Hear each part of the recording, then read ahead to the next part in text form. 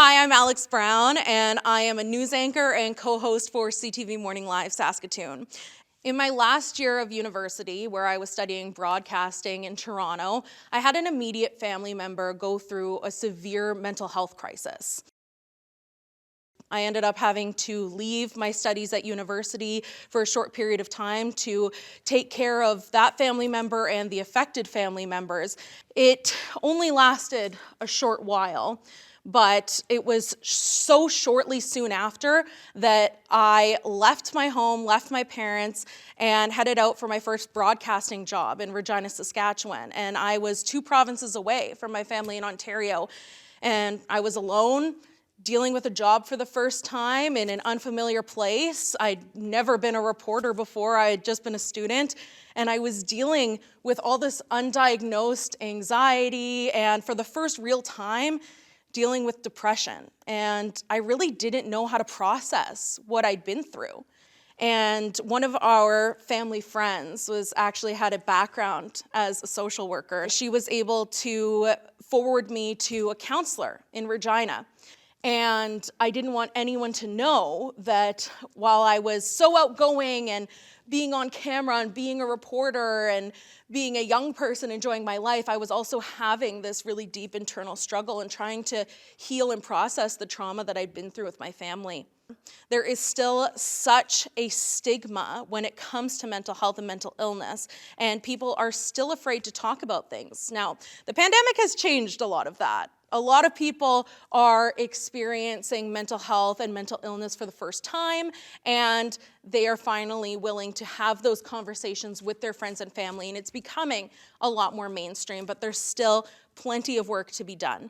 So finally, in 2014, I was diagnosed with generalized anxiety disorder with the help from my counselor and my family doctor at the time, and I was put on anti-anxiety medication, which I am still on to this day, and there is absolutely nothing wrong with taking medication, let me tell you that. I'm on it, and plenty of people that you know and love may be on medication for their mental health. For the next few years, I was a reporter, I stayed on my medication, and if I needed help, I was able to seek it through the help of that counselor.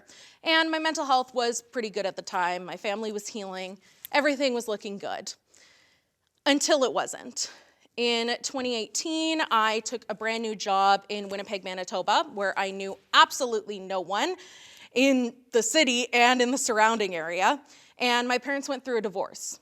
And this was a complete shock to me, and it was a really difficult time for my family. There was a lot of internal struggling, and all of us were separated in different provinces. I started to sink into those old habits. I started to deal with really severe anxiety and really deep depression once again. And that old counselor, she had retired and was no longer practicing, and I knew from the past that the thing that was going to help me the most was seeking a little bit of help in the form of a new therapist, and I was able to find that in Winnipeg. It makes me so emotional to talk about that therapist in Winnipeg. Her name is Claire, and she changed my life. She saved my life. I wouldn't be standing here and be as mentally well as I am today without the help of therapists and mental health workers like Claire. When I was in Winnipeg and I was all alone, isolated, not really knowing the city, and the pandemic was going on, I have never been in a darker spot. That is my lowest of low when I think back to an incredibly dark moment in my life. I think of sitting in my apartment alone and not having anyone to turn to and just feeling like I didn't want to wake up the next morning, and it would have been a saving grace if I didn't. But I am so happy to say that reaching out for help, telling people what I was going through, including colleagues and new friends, saved my life. And I wouldn't be standing here speaking to you if it wasn't for the support of my chosen family, people that I was able to make deep connections with that weren't my biological family, wasn't related to, but they were able to support me in a city where I didn't know anyone. And eventually landed my dream job at CTV Saskatoon as the Morning Live news anchor and co-host. And I moved to Saskatoon in June of 2020.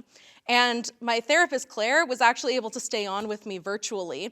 So I was able to continue with those sessions with my therapist in Saskatoon. And in 2020, I was diagnosed with ADHD, and I still have the lingering anxiety disorder. So a few new medications, but I can safely say I am in the healthiest place that I've ever been in my life. So in 2021, I was able to join the CMHA Saskatoon branch as a board member to continue my advocacy work for mental health. I want to use my platform to help anyone out there who might be going through what I went through, because it might seem really dark right now, and you might wish that you're not going to wake up in the morning, but the sun will rise, the sun will shine on you again, and better days are ahead if you ask for help.